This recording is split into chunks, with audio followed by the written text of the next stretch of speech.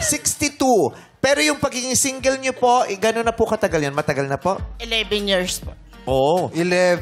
Yeah, so 51 siya nung siya yung naging single. Kasi 62 ka eh. 62 minus 11 is? 51 plus 11. 62. Yan ang sinasabi ko. Malilito po.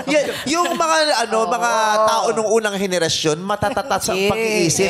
Kasi bago sila natapos sa eskwelahan, sinigurado ng kanilang mga magulang at guro na naunawaan nila ang bawat leksyon na itinuro sa eskwelahan. Tama? Kaya kahit ilang dekada na at henerasyon ang lumipas ang inyong mga natutunan ay naaalala pa rin. Tama? Tama. 62 minus 11 is? 51 plus 11 is?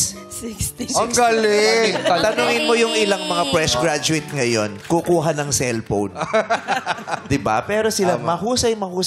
Yes. Ang inyong pagkakaibigan, gano'n na ito katagal. 31 years po. Alam, sabay silang nagsalita.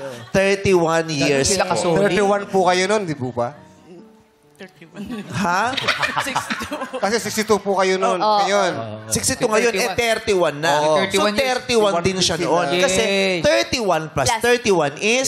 62. 62 minus 31 is? Ang husay. Ang galing sa math. Ba't di ka magtinda ng mga ng manok? Kasi yung mga tindera ng manok sa amin at saka yung mga... Magaling sa talipa pa, ang Magaling husay. magkwenta. Ilang taon na po kayong baby? 63 years na. 62 ka ng baby, kailan ka tatanda?